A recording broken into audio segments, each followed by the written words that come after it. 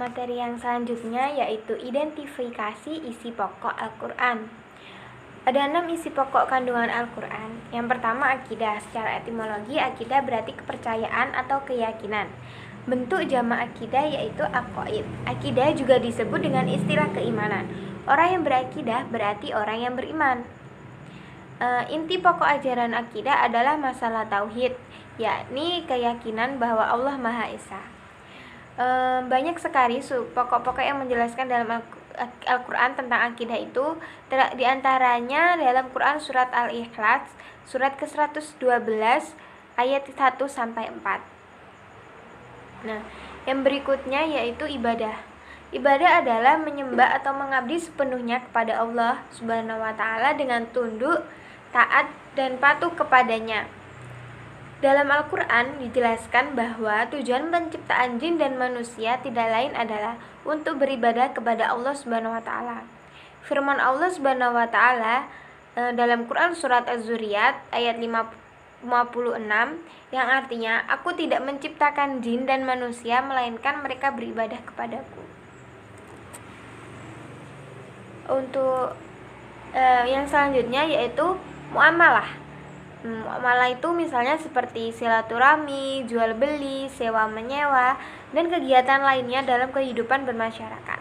Tata cara bermuamalah dicontohkan dalam Al-Quran, Quran surat Al-Baqarah surat kedua ayat 282 yang berbunyi, Ya ayyuhalladzina amanu idza tadayantum bidainin ila ajalin musamman faktubuh walyaktub bainakum katibun bil'adl ولا يأب كاتب أن يكتب كما علمه الله فليكتب وليملل الذي عليه الحق وليتق الله ربه ولا يبخس منه شيئا فإن كان الذي عليه الحق سفيها أو ضعيفا أو لا يستطيع أن يمل هو فليملل وليه بالعدل واستشهدوا شهيدين من رجالكم فإن لم يكونا رجلين فرجل وامرأتان ممن ترضون من الشهداء أن تضل إحداهما فتذكر إحداهما الأخرى ولا يأبى الشهداء إذا ما دعوا ولا تسأموا أن تكتبوه صغيرا أو كبيرا إلى أجله ذلكم أقسط عند الله وأقوم للشهادة وأدنى ألا ترتابوا إلا أن تكون تجارة حاضرة تديرونها بينكم فليس عليكم جناح ألا تكتبوها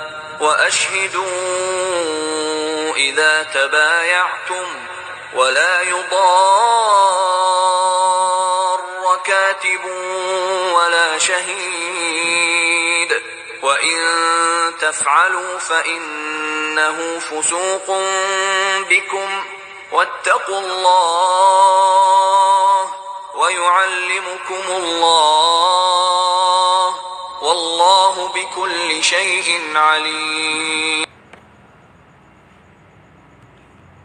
Yang artinya, wahai orang-orang yang beriman, apabila kamu melakukan hutang piutang untuk waktu yang ditentukan, hendaklah kamu menuliskannya, dan hendaknya orang penulis itu di antara kamu menuliskannya dengan benar. Al-ayat. Quran surat Al-Baqarah surat kedua ayat 282. Nah, yang keempat ada akhlak. Menurut istilah, akhlak itu sifat yang tertanam dalam jiwa manusia yang muncul secara spontan dalam tingkah laku kehidupan sehari-hari. Rasulullah SAW bersabda, yang artinya, sesungguhnya aku Rasulullah SAW diutus untuk menyempurnakan akhlak yang baik. Nah, yang kelima ada hukum. Yang dimaksud hukum di sini adalah aturan Allah untuk kepentingan dan kebaikan umat manusia.